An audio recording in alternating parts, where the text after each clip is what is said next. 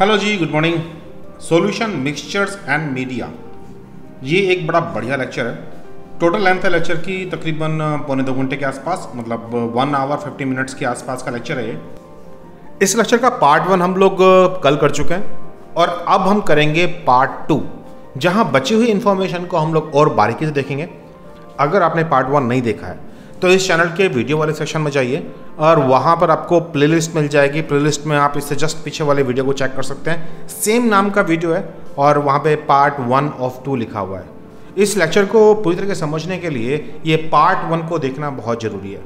याद रखिएगा, ये जो बात हम यहाँ कर रहे हैं, ये सारी बातें आपके एग्ज़ाम के लिए भी हैं, आपकी क्लासेस के लिए भी हैं, आपके लैब के लिए भी हैं, और तो और कई बार तो ये कैलकुलेशन जो हम सीख रहे हैं यहाँ पे हमारी डेली लाइफ में भी बहुत काम आती हैं। चलिए शुरू करते हैं इसका last part, part 2।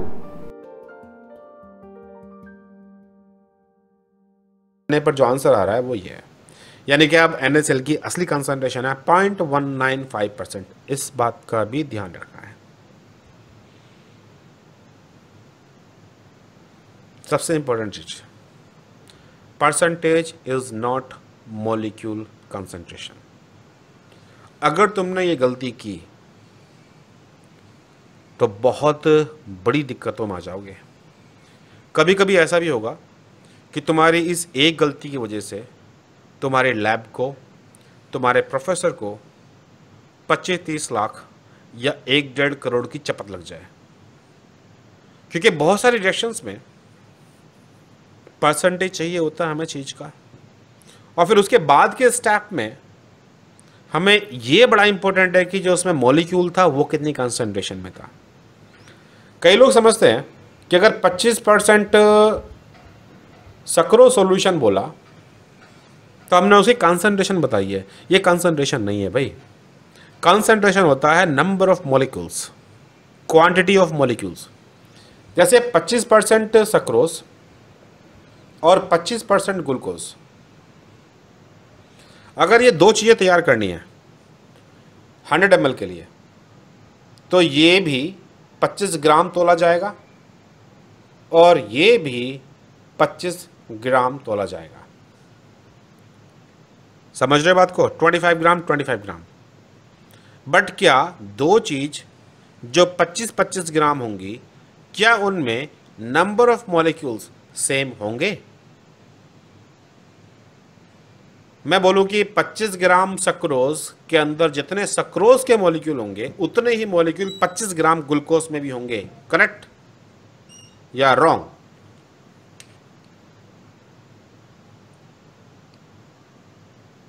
Wrong sir. ज्यादा मॉलिक्यूल किस में होंगे, सक्रोज में या ग्लूकोज में? 25 ग्राम ईच।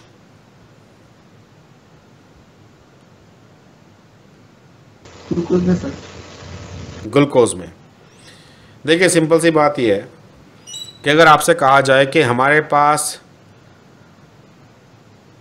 2.5 किलो आलू हैं और हमसे ये कहा जाए कि 2.5 किलो भिंडी हैं, तो नंबर ऑफ आलू एंड नंबर ऑफ भिंडी विल नॉट बी सेम।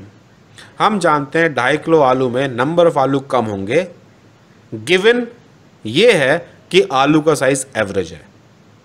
तुम मुझसे ये मत कहना कि आलू जो है वो चिन्ने चिन्ने से हैं, बिट जितने बड़े, या फिर भिंडी जो है बहुत बड़ी बड़ी हैं। इसकी बात नहीं कर रहे, जो हम मार्केट में देखते हैं मैं उसकी बात कर रहा हूँ नॉर्मली। तो असली जो प्लेयर है, जैसे कभी तुमने रिएक्शन सुनी हो कि भाई C6H12O6 + O2 give CO2 + H2O। देखिए रिएक्शन कभी है?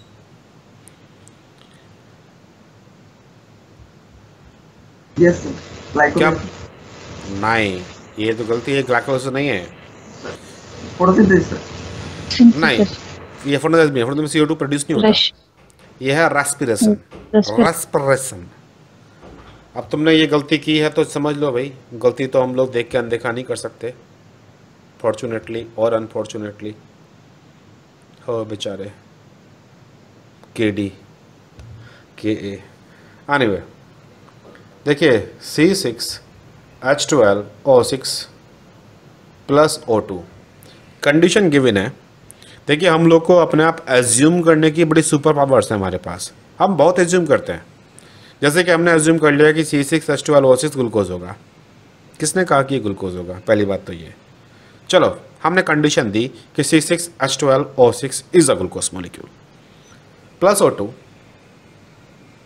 जोड़ने पर CO2 बनना, प्लस H2O बनना। इसे हम लोग रेस्पिरेशन कहते हैं, सेलुलर रेस्पिरेशन। ये मल्टीपल स्टेप में होने वाली पाथवे है। इसमें पहले ये मॉलिक्यूल पायरुवेट में टूटते हैं, pyruvate acetyl co enzyme A में कन्वर्ट होता है और फिर इसके साथ जोड़ता है ऑक्सिल एसीटेट और फिर ये बनता है CO2 और साथ में ऑक्सिल एसीटेट अलग छोड़ देता है। मल्टीपल स्टेप्स में जाकर के फाइनल में CO2 में कन्वर्ट होते हैं। ग्लाइकोलिसिस में ग्लूकोज के मॉलिक्यूल से कभी CO2 प्रोड्यूस नहीं होता। पहला CO2 जो निकलता है वो ग्लाइकोलिसिस के बाद निकलता है, जब वो एसिटाइल को एंजाइम ए में कन्वर्ट होता है। फिर बाद में निकलते हैं TCA साइकिल में, इसे हम TCA बोलते हैं। TCA ये ग्लाइकोलिसिस है और ये आपका पायरुवेट डिहाइड्रोजिनेज एंजाइम कॉम्प्लेक्स के द्वारा की गई एक सेपरेट रिएक्शन है, कह दो कि कनेक्टिंग ब्रिज। दूसरी ये बात साइटोसोल में होती है और ये सारी कहानी माइटोकॉन्ड्रिया के अंदर। तो ये एक स्टेप की रिएक्शन नहीं है, मल्टीपल स्टेप्स होते हैं। बट मैं इस इक्वेशन को लेके क्यों आया था? मैं कह रहा था कि C6H12O6 plus O2 give CO2 plus H2O। क्या तुमने कभी यहाँ पे लिखा कि ये इतने ग्राम है, ये इतने ग्राम होगा, ये इतने ग्राम होगा, ये इतने ग्राम होगा? कभी देखा आपने आज तक? हाँ या ना? जिन्होंने यस कहा भाई कहाँ देखा, हमें बता दो, हम भी देख लेंगे। नो सर, मोल्स देखे हैं, 2 मोल्स 3 मोल्स। भाई देखो, मैं एक सलाह दूंगा हमेशा कि अगर कभी कोई ऐसी भाषा में बात की जा रही है जो भाषा समझ में ना आती हो, उसमें कभी भी भूल के हाँ या ना मत बोलो। तुम्हें नहीं पता कि हो सकता है तुम्हें क्या नुकसान हो जाए उसका, क्योंकि हो सकता है उस भाषा में जो तुम्हें समझ में नहीं आई, उसमें उसने पूछा हो क्या तुम वर्ल्ड के सबसे अमीर बनना चाहते हो, बट भाषा तुम्हें समझ में नहीं आई, तुमने बोल दिया ना। या फिर उसने ये सवाल पूछा था कि क्या मैं तुम्हें छत से धक्का दे दूं नीचे कि तुम्हारा पंचर निकल जाए, तुम बिखर जाओ सड़क पर। भाषा तुम्हें समझ में नहीं आई और तुमने बोल दिया हाँ। तो जब कभी तुम्हें समझ में ना आए तो बोलो we are not clear. Assume मत करो। मैं बोल रहा हूँ ना, हमारे पास बहुत गजब की ताकत है एज्यूम करने की, और इस एजम्पशन ने हमारे आज तक केवल बैंड बजाए हैं। आज लेक्चर ख़त्म करने के बाद में जस्ट सोचना, एज्यूम मत करना कि तुम्हारी लाइफ में जितने भी डिज़ास्टर हैं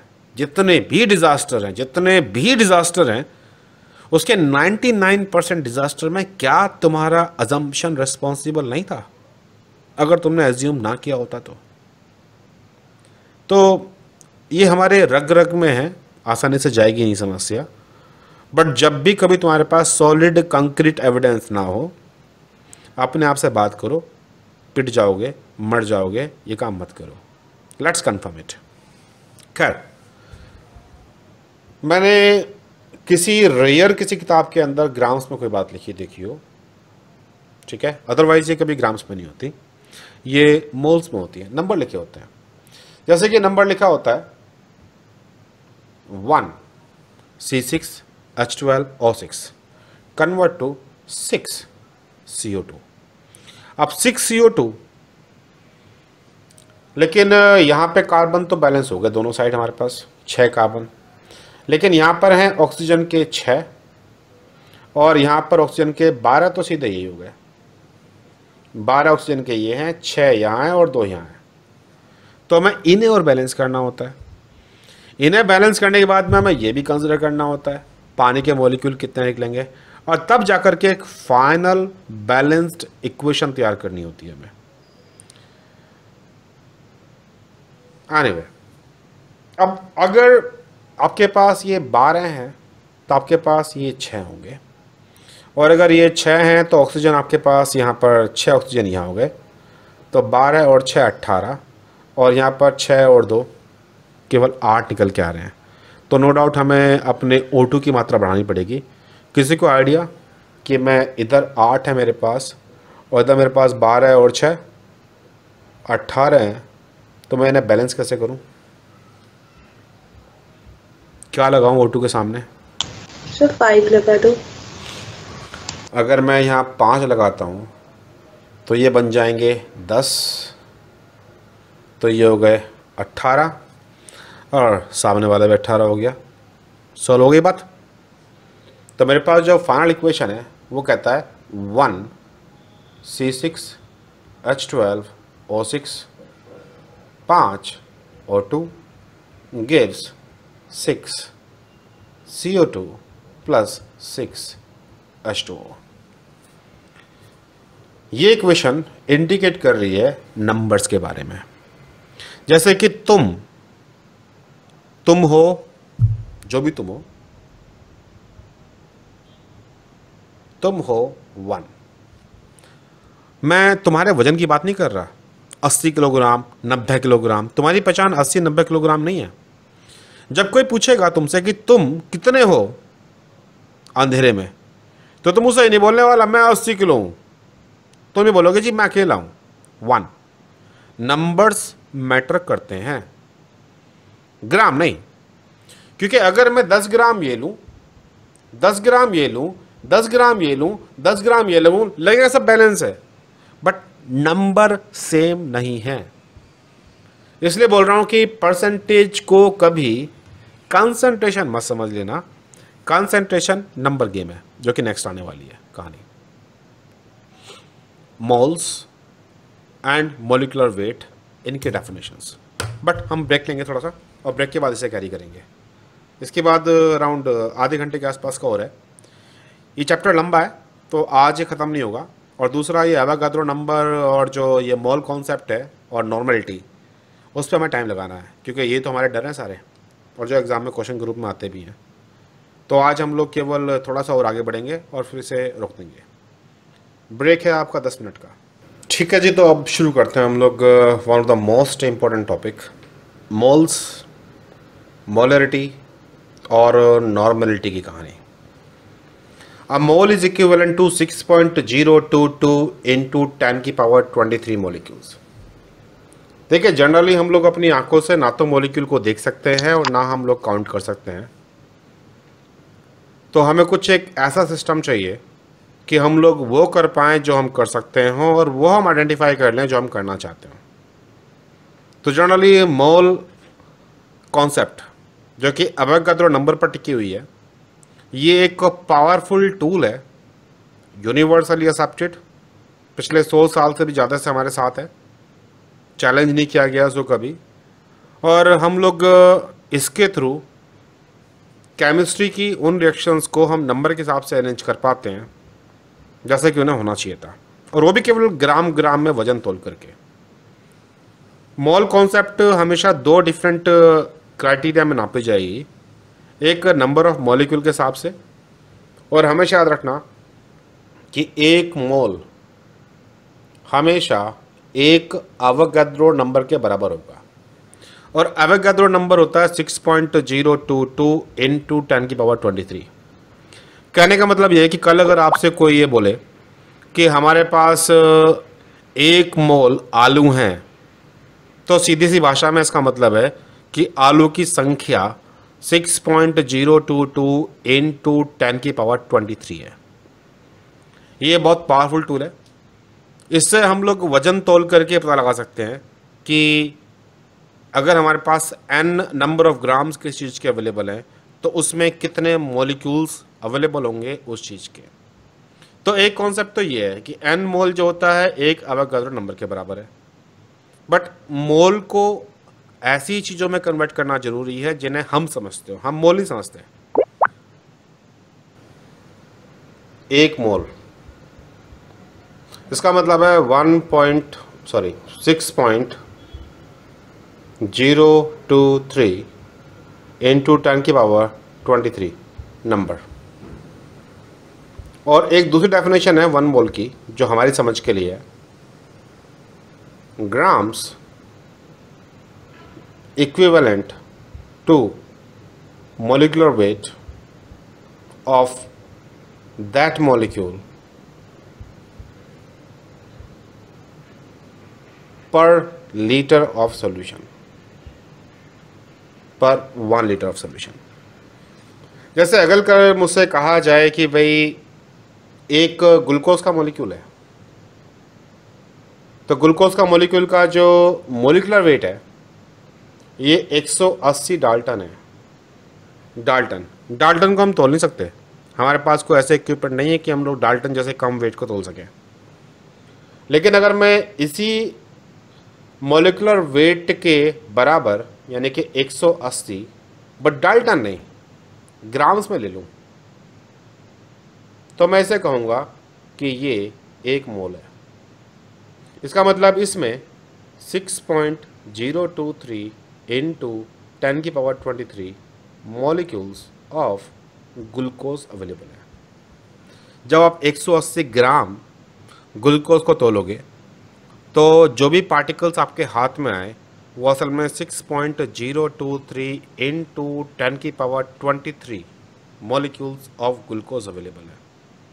तो जो हमारे सामने इक्वेशन थी मान लीजिए कि हमारे सामने जो इक्वेशन हमने शुरुआत में की थी कि एक ग्लूकोज के मॉलिक्यूल को अगर मैं 5 ऑक्सीजन के मॉलिक्यूल के साथ रिएक्ट कराऊं तो मुझे इससे मिलने वाले हैं 6 मॉलिक्यूल कार्बन डाइऑक्साइड के प्लस पानी के मॉलिक्यूल, तो मेरा काम आसान हो जाएगा। अब मैं कहता हूं कि अगर मुझे 1 मॉलिक्यूल चाहिए जिसे मैं एक अकेले को सिंगल नाप नहीं सकता, तो आप सीधा सा इसे 180 ग्राम ले लो और आपको चाहिए 5 मॉलिक्यूल्स ऑक्सीजन के O2। किसी को याद है कि O2 का मॉलिक्यूलर वेट कितना होता है? 16 सर। भाई O2 की बात कर रहा हूं, O2 की, नॉट O। 32 डाल्टन। 30 तो अगर 32? मैं 5 मल्टीप्लाई बाय 32 ग्राम्स ऑक्सीजन लूँ और अगर आप इसको जानते हो तो ये बैठेगा आपका लगभग 160 ग्राम, मतलब 160 ग्राम ऑक्सीजन होना चाहिए, 180 ग्राम ग्लूकोज होना चाहिए, तो उससे मुझे मिलेंगे, आप CO2 को देख लो, CO2 में हो जाएगा 3200 O2 का प्लस कार्बन के हैं 12, तो दैट मीन्स 44, यानी कि 6 मल्टीप्लाई बाय 44 इतने ग्राम्स मुझे मिलेंगे CO2 के, अब प्लस 6 मल्टीप्लाई बाय 18 इतने ग्राम मुझे मिलेंगे पानी के। तो जो चीज़ हमारे लिए वैसे विजिबल नहीं थी और जिसे हम नाप तोल नहीं सकते थे, अब हम लोग इस मोल कॉन्सेप्ट की वजह से उसे नाप सकते हैं। इसलिए हमें मॉलिक्यूल की मोलरिटी निकालनी आनी चाहिए, हमें पता होना चाहिए कि 1 मोल कितना होता है और उसके लिए हमें सॉल्यूशन बनाना तो हम कैसे बनाएंगे। जनरली किसी भी चीज़ की मोल्स नापने के लिए हमें उसका फार्मूला वेट या फिर उसका मॉलिक्यूलर वेट पता होना चाहिए, जो कि अक्सर डाल्टन्स में दिया जाता है। तो क्वेश्चन नंबर पहला जो है इसके अंदर, what is the molecular weight of sodium hydroxide NaOH। NaOH का मॉलिक्यूलर वेट निकालने के लिए मुझे Na का पता होना चाहिए, O का पता होना चाहिए, H का पता होना चाहिए, और फिर सिंपल तरीके से हम लोग हर एक के वजन को निकाल करके तोल सकते हैं। अब कई बार तो एग्ज़ाम के अंदर मॉलिक्यूलर वेट गिवन होते हैं एटम्स के, एलिमेंट्स के, बट अगर नहीं भी गिवन है तो हमें पता होना चाहिए कि किसका क्या है। इसलिए पीरियोडिक टेबल में आपको कम से कम 40 तक के एलिमेंट्स याद होने चाहिए उंगलियों पर। Hydrogen, helium, lithium, beryllium, boron, carbon, nitrogen, oxygen, fluorine, neon, sodium, magnesium, aluminium, silicon, phosphorus, sulphur, chlorine, इस तरीके से 40 के आसपास याद होना चाहिए। जिसमें से शुरुआत के कुछ मॉलिक्यूल्स तो ऐसे हैं जिनका वजन जस्ट जो उनका एटॉमिक नंबर है, जो आप सीरीज़ की बात करते हो, नंबर 1 है हाइड्रोजन। हाइड्रोजन का जो अगर मैं वेट की बात करूं तो देखिए, जैसे आप एटॉमिक वेट कहते हो, वेट में है weight of proton plus weight of neutron, और प्रोटॉन का वजन बराबर होता है न्यूट्रॉन के, जो कि 1 डाल्टन है। तो किसी भी चीज़ के अंदर कितने प्रोटॉन कितने न्यूट्रॉन हैं उनको जोड़ करके 1 से मल्टीप्लाई करने पर आपको उसका एटॉमिक वेट मिल जाएगा। जैसे अगर मैं कार्बन की बात करूं तो कार्बन में 6 इलेक्ट्रॉन हैं, 6 प्रोटॉन हैं, 6 न्यूट्रॉन हैं, तो उसमें कुल मिलाकर के 12 हैं प्रोटॉन प्लस न्यूट्रॉन, और इसीलिए इसका 12 डाल्टन के आसपास का वजन है। हालांकि जब आप पीरियोडिक टेबल देखते हो तो आपको वज़न कभी होल नंबर में नहीं दिखता। जैसे बोरोन का जो एटॉमिक नंबर है, मतलब नंबर ऑफ इलेक्ट्रॉन्स या प्रोटॉन्स, वो 5 है, लेकिन जो इसका एटॉमिक वेट है, क्योंकि इसमें 5 प्रोटॉन होते हैं, 5 न्यूट्रॉन होते हैं, तो 10 होना चाहिए। लेकिन जो आपको देखने को मिलेगा वो है 10.80, नॉट 10। ऐसा इसलिए है कि प्रकृति में जितने भी एलिमेंट पाए जाते हैं उनमें थोड़े से आइसोटॉप वाली स्टोरी है, सारी फॉर्म जैसी नहीं होती। जितने भी बोरॉन मिलेंगे, चाहे भारत में मिले, चाहे अमेरिका में मिले, चाहे अलास्का में मिले, चाहे ऑस्ट्रेलिया में मिले, हर जगह बोरॉन में 6 ही इलेक्ट्रॉन होंगे, 6 ही प्रोटॉन होंगे, लेकिन न्यूट्रॉन के नंबर वेरी कर सकते हैं। अब न्यूट्रॉन के नंबर कितने वेरी कर रहे हैं, और जो ये वेरिएबल है न्यूट्रॉन के नंबर के हिसाब से आइसोटॉप, इस आइसोटॉप की कंसंट्रेशन कितनी है प्रकृति के हिसाब से, उस वैल्यू को ध्यान में रख करके एवरेज मॉलिक्यूलर वेट या एटॉमिक वेट निकाला जाता है, इसलिए वैल्यू फ्रैक्शन में होती है। तो हमें कुछ के याद रहने चाहिए जो हम कॉमनली इस्तेमाल करते हैं अपनी बायोलॉजी के अंदर। जैसे बोरॉन का है 10.8 के आसपास, कार्बन का 12, नाइट्रोजन का 14, ऑक्सीजन का लगभग 16, फ्लोरीन का 19, नियोन का लगभग 20 के आसपास, एल्यूमिनियम का लगभग 27 के आसपास, सिलिकॉन का लगभग 28 के आसपास।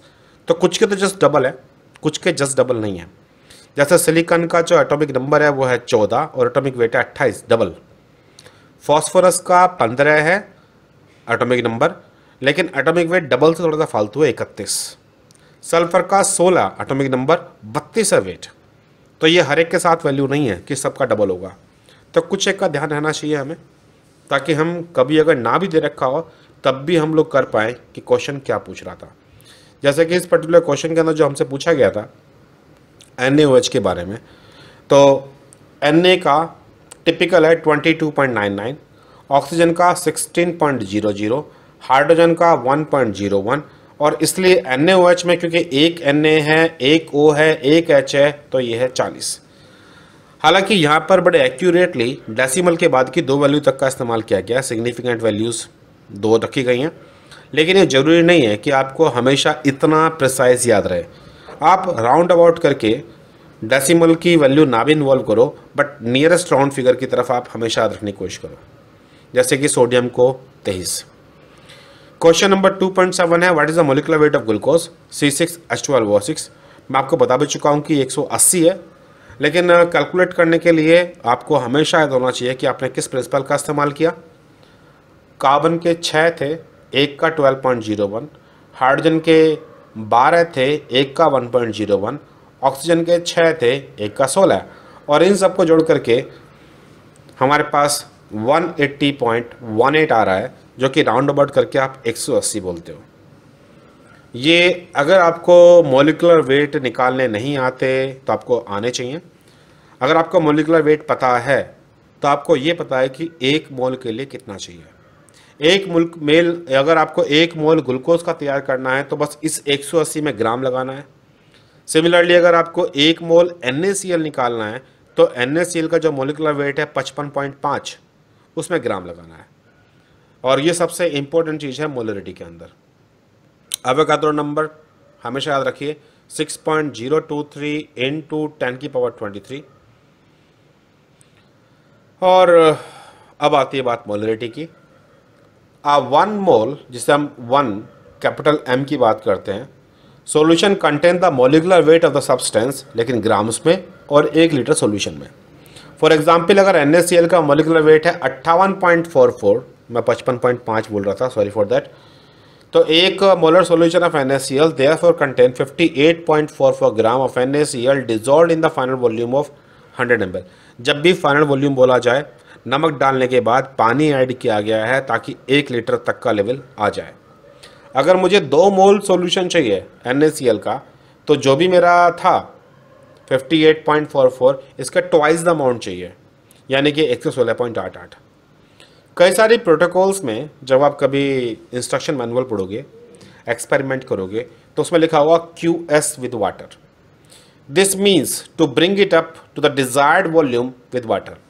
जैसे किसी ने कहा कि आपको 2 मोलर NaCl सॉल्यूशन क्रिएट करना है, तो उसमें लिखा जाएगा कि आप 116.88 ग्राम NaCl लीजिए, उस सॉल्यूशन में वाटर ऐड कीजिए, या फिर लिखा होगा QS विद वाटर, मतलब जो भी फाइनल कंसंट्रेशन लेके आनी है उसमें पानी फिल करते जाओ जब तक कि वो फाइनल वॉल्यूम ना आ जाए।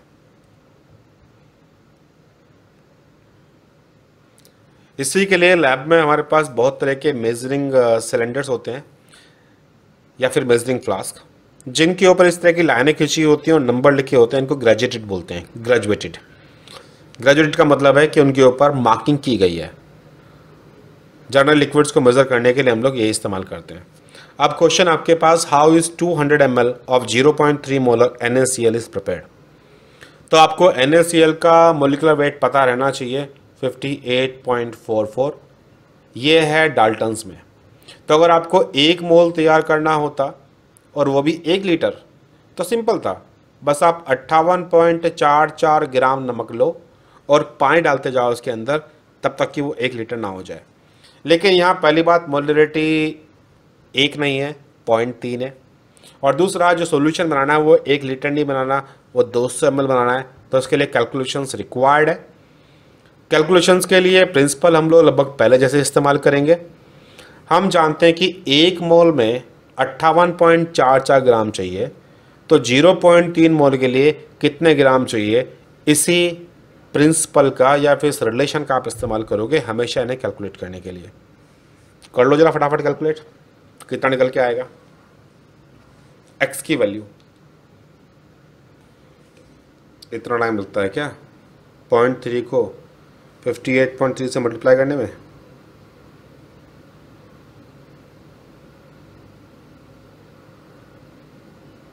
$17.532 मतलब अब तक तुम्हें इतनी याद हो जानी चाहिए कि अगर आपको ये सॉल्व करना है तो आप इसको उठा के इधर ले आओ, मल्टीप्लाई कर दो इससे, जो नीचे था वो ऊपर चला जाएगा मल्टीप्लाई होने के लिए। तो जो ये आपकी वैल्यू है 17.532, क्या ये आंसर है? नोटिस कीजिए, इस फार्मूले में वॉल्यूम का जिक्र नहीं है। इस फार्मूले में तो केवल ये बताया गया कि अगर 1 मोल होता तो इतने ग्राम था, और अगर 0.3 मोल है तो कितने ग्राम चाहिए, 17.53। लेकिन आप मोल की डेफिनेशन याद करो ना। मोल की डेफिनेशन कह रहे थे कि मोल 1 मोल 58.44 ग्राम तब होता है जब वो 1 लीटर सॉल्यूशन होता है। तो यानी कि जो ये आंसर निकल के आया 17.532, ये कह रहा है कि अगर 1 लीटर सॉल्यूशन में 17.532 ग्राम नमक हो तो उसकी मोलरिटी 0.3 मोलर होगी। लेकिन मुझसे 1 लीटर के लिए नहीं कहा गया, मुझसे कहा गया है 200 ml बनाने के लिए। तो इसलिए हमें वो 200 ml वाली कहानी का ज़रूर ध्यान रखना होगा। अब जो ये आंसर था आपका 17.53, ये आया है 1000 ml के लिए। तो अब आपको चाहिए कि मुझे तो 200 ml बनाना है, तो उसके लिए कितने ग्राम करूं? सेम वही कहानी हमने आगे फॉलो की है। फिर x के लिए सॉल्व किया और अब आंसर है 3.51, जो कि आपके फाइनल आंसर है। ये कहता है कि अगर आप 200 ml सॉल्यूशन बनाओ 3.51 ग्राम NaCl लेकर के, तो उसकी मोलरिटी 0.3 मोल्स होगी। क्लियर है बात? Yes sir. क्वेश्चन को हमेशा देख के पहचानो कि क्वेश्चन में कितने वेरिएबल्स दे रखे हैं। जैसे इस क्वेश्चन में जो उन्होंने कहा था, वेरिएबल एक था वॉल्यूम और दूसरा था मोलरिटी। तो आपको क्वेश्चन को 2 एंगल से सॉल्व करना था, उन दोनों वेरिएबल के पॉइंट ऑफ व्यू से। आपको करेक्ट वॉल्यूम के लिए भी सॉल्व करना था और करेक्ट मोलरिटी के लिए भी। हमेशा इन क्वेश्चनों में पहले मोलरिटी के लिए सॉल्व करते हैं और फिर वॉल्यूम के लिए। Question number 2.9, how is 50 ml of 20 millimolar sodium hydroxide NaOH prepared. अब ये तुम सॉल्व करो। अगेन याद रखना, यहाँ भी 2 वेरिएबल्स हैं। वॉल्यूम 1 लीटर नहीं है, 50 ml है। मोलरिटी 1 मोल नहीं है, 20 मिली मोल है। 1 मोल में 1000 मिली मोल होता है और मॉलिक्यूल का नाम है सोडियम हाइड्रोक्साइड। तो मैं एक्सपेक्ट करता हूँ कि आप इसका वजन अपने आप कैलकुलेट कर लोगे। 0.039 ग्राम। मे बी, लेट्स सी कि सॉल्यूशन क्या कहता है। अब सॉल्यूशन में सबसे पहले तो मिली मोल्स को मोल की भाषा में कन्वर्ट किया गया है, 0.02 मोल। अब हमने इसे 1 लीटर सॉल्यूशन के लिए तैयार किया है। 1 लीटर सॉल्यूशन में 1 मोल का मतलब था 40 ग्राम, तो हमें 0.02 मोल के लिए कितने ग्राम चाहिए, मतलब 0.8 ग्राम। देन एक बार हमने 1 लीटर निकाल लिया, अब हम इस 1 लीटर वाली कहानी को हम लोग लेके आ रहे हैं अपने 50 ml के लिए। हमें मालूम था कि 1 लीटर में 0.8 ग्राम चाहिए, तो 50 ml के लिए सॉल्व किया तो हमारे पास आंसर आया 0.04 ग्राम। अब ये 0.04 ग्राम भी बड़ा छोटा सा नंबर है, 0.04 ग्राम। क्या हम इसे किसी और कन्वर्जन में कन्वर्ट कर सकते हैं कि ये डेसिमल से इधर आ जाए 4 उठ करके, चाहे 1 वैल्यू चाहे 2 वैल्यू आगे? मतलब 0.4 को मैं और क्या लिखूं ग्राम के अलावा कि वो थोड़ा सा मुझे ज़्यादा कैलकुलेटिव दिखाई देने लगे? Sir 4 into 10 to the power -2। अरे बाबा, तुम तो और कॉम्प्लिकेट कर रहे हो। मिलीग्राम। हम सिंपल की बात कर रहे हैं, कॉम्प्लिकेट करने में क्या फ़ायदा होगा? अगर मिलीग्राम में कन्वर्ट करोगे तो कितना मिलीग्राम बन जाएगा ये?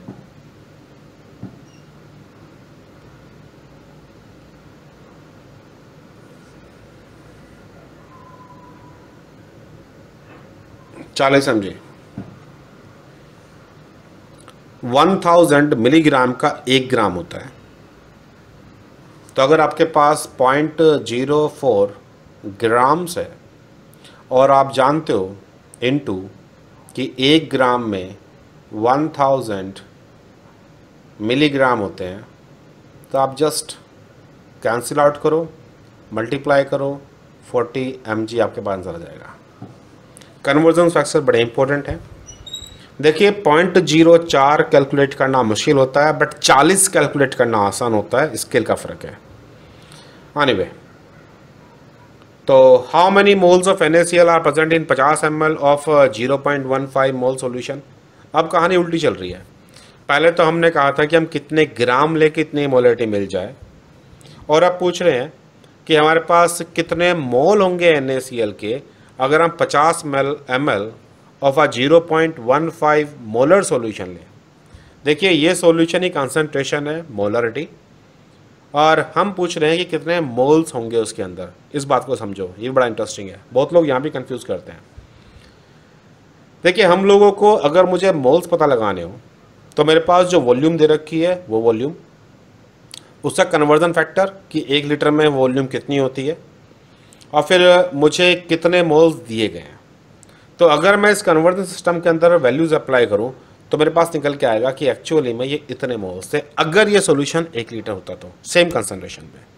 मतलब सेम ग्राम ऑफ NaCl अगर ये 1 लीटर होता तो जो 50 ml के लिए 0.15 मोलर था वो 1 लीटर के लिए 0.0075 मोल्स होते। आने बे, कभी कभी ये वाली बातें हमें कुछ हेल्प करती हैं कुछ खास चीज़ों के लिए। अब यहाँ पर एक ख़ास बात आ रही है। जब हम लोग लैब में केमिकल्स चेक करते हैं तो उन केमिकल्स में हर एक केमिकल सीधा वो नहीं होता जो हमें पता होता है। जैसे कि सोडियम फॉस्फेट डाइबेसिक हेप्टाहाइड्रेट, ये मॉलिक्यूल है, प्लस साथ में इसके 7 पानी के मॉलिक्यूल हैं। जब कभी हमारे पास कोई सॉल्ट ऐसा हो जिसमें ऑलरेडी सॉल्ट के अंदर पानी ऐड हो, देखिए बेशक यहाँ पे 7H2O मॉलिक्यूल लिखे हुए हैं, बट ये है सॉलिड फॉर्म में, पाउडर। पानी का मॉलिक्यूल हमेशा लिक्विड फॉर्म में मिलेगा जरूरी नहीं है। काफ़ी सारे क्रिस्टल्स के अंदर पानी के मॉलिक्यूल्स चिपके हुए होते हैं और वो क्रिस्टल गीला नहीं होता, बस उसके साथ ऐड है। अगर हम उसे गर्म करना शुरू कर दें तो वाटर का मॉलिक्यूल इवेपोरेट होकर बाहर निकल आएगा, लेकिन जब तक वो उसके अंदर है वो हमें पानी के रूप में दिखता नहीं, क्योंकि पानी वहाँ चिपका हुआ है इस मॉलिक्यूल के साथ में। और ऐसे केस में कैलकुलेशन में जो पानी के मॉलिक्यूल हैं ये इन्वॉल्व करने बहुत ज़रूरी हैं। जैसा अब यहाँ पे एक क्वेश्चन है कि अगर मेरे पास ये 7 पानी के मॉलिक्यूल वाला Na2HPO4 है और इसके पूरे का जो फार्मूला वेट है, फार्मूला वेट का मतलब है जो भी यहाँ दे रखा है Na2HPO4 प्लस 7H2O, इन सब का मिलाकर के जो वेट है वो है 268.07। मुझे 500 ml सॉल्यूशन तैयार करना है जिसमें 250 millimolar sodium phosphate dibasic heptahydrate होना चाहिए। तो हमें कितना पानी लेना पड़ेगा इसके अंदर? तो जो ये पानी ऑलरेडी अवेलेबल है हमें इसको ध्यान रखना पड़ता है। तो सबसे पहले तो हम लोग कैलकुलेट करते हैं कि भाई हमारे पास क्या मोलरिटी आनी चाहिए। हमें पता है कि 250 मिलीमोल का मतलब होता है 0.25 मोल्स, और अब एक मोल के लिए, एक मोल का मतलब होता है इतने ग्राम 1 लीटर में, तो फिर इतने मोल्स का मतलब हो जाएगा इतना 67.025 के आसपास। तो ये जो निकल के आया ये 1000 ml के लिए था, लेकिन 500 ml में ग्राम निकालने के लिए मुझे ये फैक्टर इन्वॉल्व करना पड़ेगा और उसका आधा हो जाएगा 33.51। अब जो ये निकल के आया है ये है कि 500 ml में 33.51 ये हाइड्रेटेड सॉल्ट डालूंगा ग्राम में, तो मुझे जो मोलरिटी मिलेगी ये वो है जो मुझे चाहिए। अब यहाँ पर मुझे इतने ग्राम में से अगर 1 मोल की बात करूं तो मुझे सही मायने में इतनी मोलरिटी मिलने वाली है इस सॉल्यूशन के लिए। Therefore, we need 33.51 gram of Na2HPO4.7H2O in the final volume of 500 ml to make 0.25 mole solution। अब डिटरमाइन करना है कि 33.51 ग्राम कितने मोल रिप्रेजेंट कर रहे होंगे, और हमने फार्मूला वेट ही इस्तेमाल किया है। तो हमने 33.51 ग्राम का इस्तेमाल किया तो मुझे 0.125 मोल दिखाई दे रहे हैं। Therefore, we will be placing 0.125 mole of sodium phosphate dibasic heptahydrate into the final volume of 500 ml। अब क्योंकि पानी भी यहाँ ऐसा कंपाउंड है तो मुझे पानी की बात का भी ध्यान रखना पड़ेगा।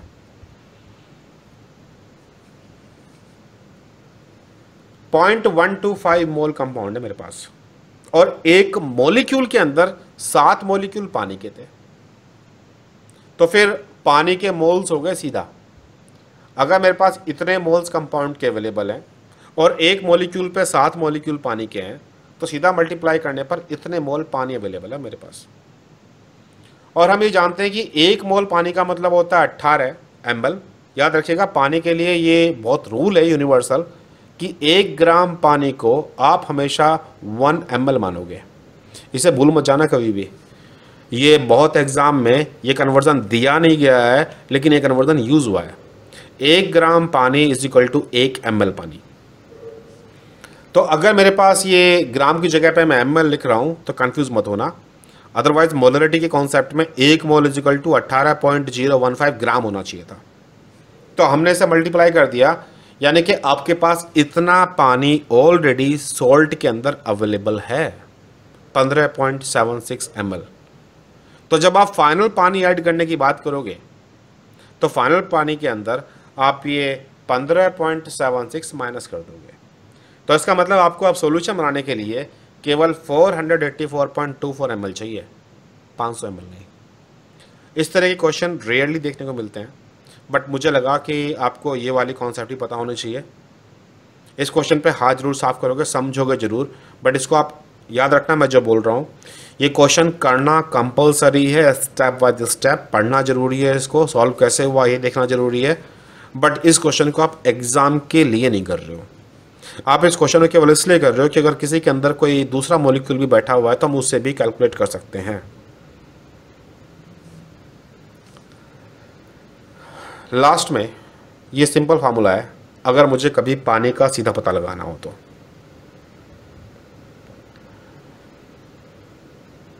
डाइल्यूटिंग मोलर सॉल्यूशंस, डाइल्यूशन करने के लिए सेम वही फार्मूला इस्तेमाल करेंगे जो कि हमने पहले भी किए थे। जैसे कि मेरे पास 1 मोलर ट्री सॉल्यूशन है तो मुझे 400 ml बनाना है 0.2 मोलर का, तो जो हमने वॉल्यूम वाले और कंसंट्रेशन वाले फार्मूले इस्तेमाल किए थे सेम वही कहानी हम यहाँ भी रखेंगे। मेरे पास 1 मोल है, 400 ml तैयार करना है, मोलरिटी 0.2 आनी चाहिए, तो कितने लूँ 1 मोल के।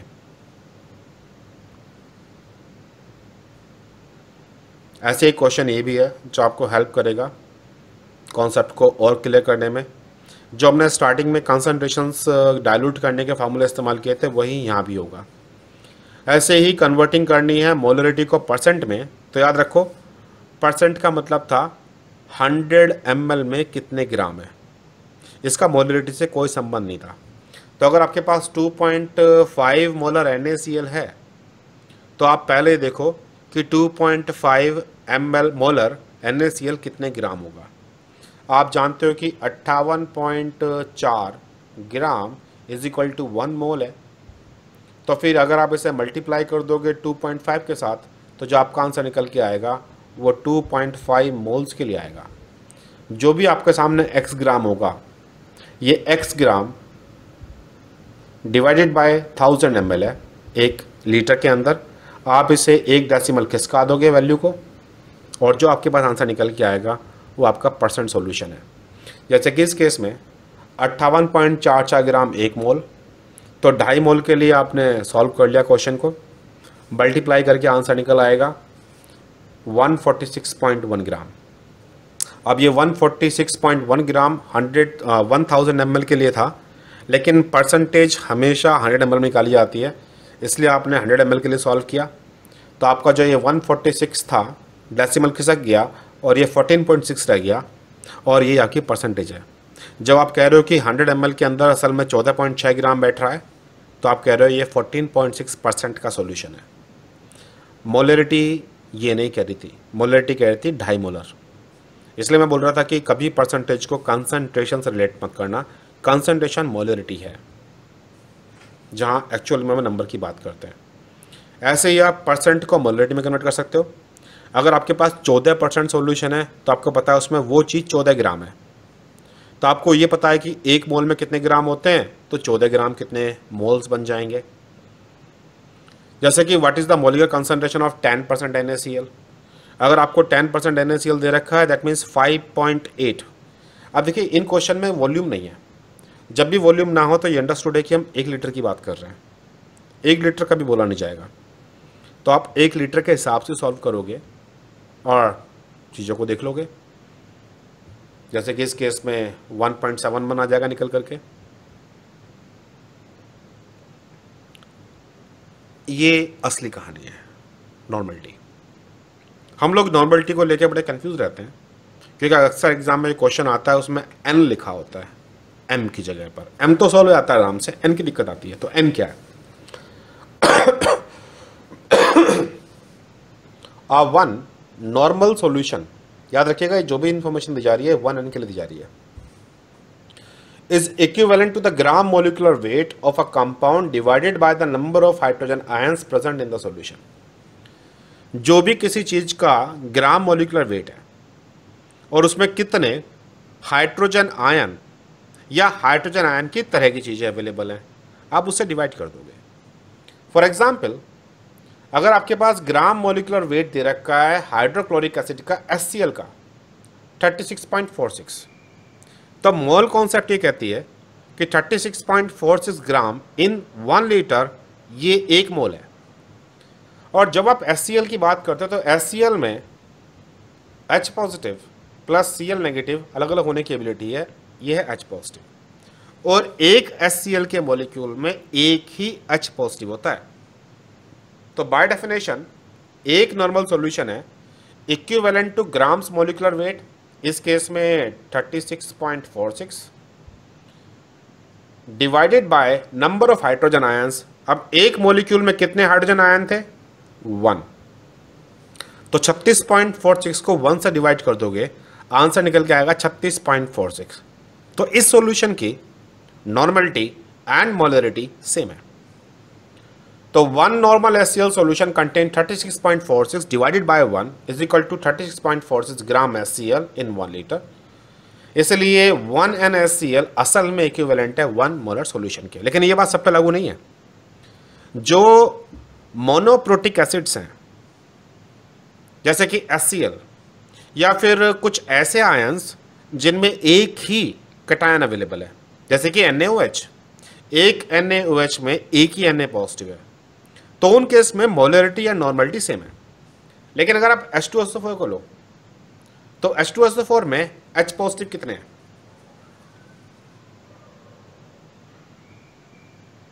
जल्दी बोलो।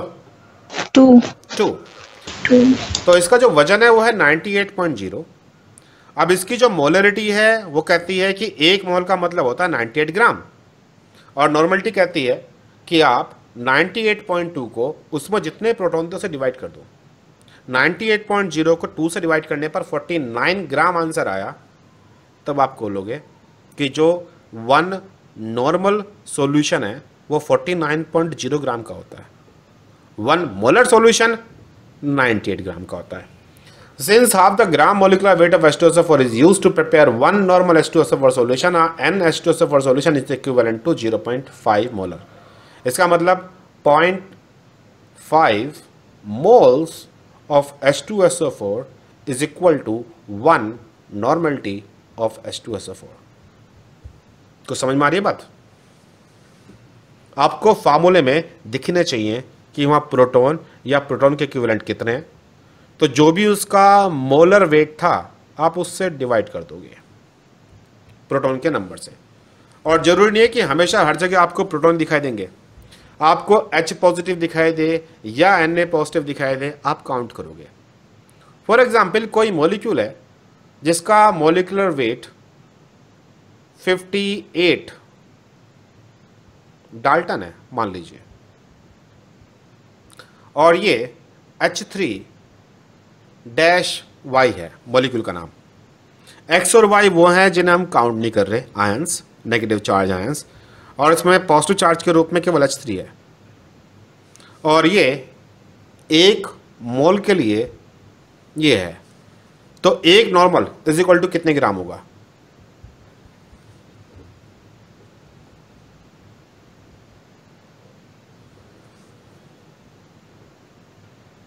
(58 डिवाइडेड बाय 3), क्योंकि इसके पास 3 प्रोटॉन है।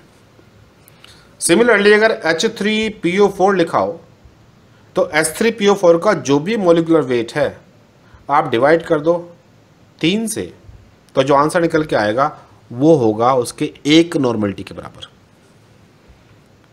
Na2HPO4, तो इसमें Na2 H1 इनको जोड़ करके 3 लिखा जाएगा। याद रखिएगा जो भी प्रोटॉन के रूप में निकल सकते हो या फिर जो कैटायन के रूप में निकलते हैं या फिर जो OH नेगेटिव आयंस के रूप में निकलते हैं उनको काउंट करते हो और के साथ। जैसे कि what is the molarity of 1N solution की मोलरिटी पूछ रखी है, सोडियम कार्बोनेट Na2CO3। तो सबसे पहले तो आपको यह पता होना चाहिए कि Na2CO3 का मॉलिक्यूलर वेट कितना होता है। जो उसका मॉलिक्यूलर वेट होगा वो 1 मोल्स का नंबर है, लेकिन आपको बताया गया है कि ये 1N है। तो अगर सपोज इसका मॉलिक्यूलर वेट अभी बता सकते हो मुझे कितना होगा? फटाफट कैलकुलेट करके। इतना मुश्किल है क्या Na2CO3 का मॉलिक्यूलर वेट कैलकुलेट करना? 82। Na का एटॉमिक वेट कितना होता है सोडियम का? 11। भैया मैं एटॉमिक नंबर की बात नहीं कर रहा, मैं एटॉमिक वेट की बात कर रहा हूँ।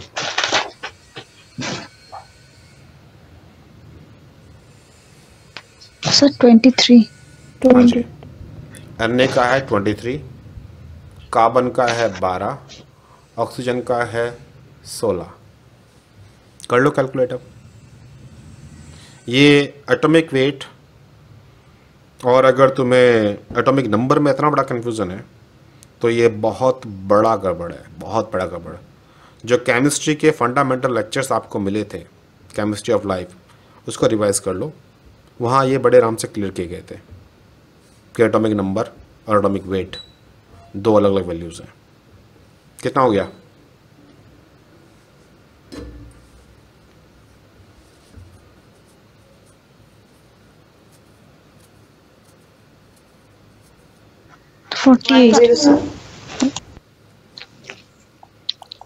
कमाल हो गई, रियली में कमाल हो। So 106. 106, क्योंकि चैप्टर के शुरुआत में जो हमने क्वेश्चंस किए थे उन क्वेश्चन में हमने बाकायदा ये भी निकाला कि हम कैसे निकालते हैं। उसके बावजूद अगर तुम Na के 2 एटम्स हैं, आप वो 2 काउंट नहीं कर सकते, O के 3 को आप इन्वॉल्व नहीं कर सकते, तो ये बड़ा खतरनाक सिचुएशन है। Anyway 106 1 mole is equal to 106 gram होता है। और एक नॉर्मलिटी का मतलब है कि जो भी उसके 1 मोल की वैल्यू थी ग्राम्स में, उसको डिवाइड कर दो नंबर ऑफ Na पॉजिटिव या फिर H पॉजिटिव जो उस फार्मूले के अंदर अवेलेबल थे। तो इस फार्मूले में तुम्हारे पास मोल्स के जो ग्राम अवेलेबल है वो है 106, क्योंकि आपका जो मोलिकुलर वेट है वही ग्राम में लिखा होता है।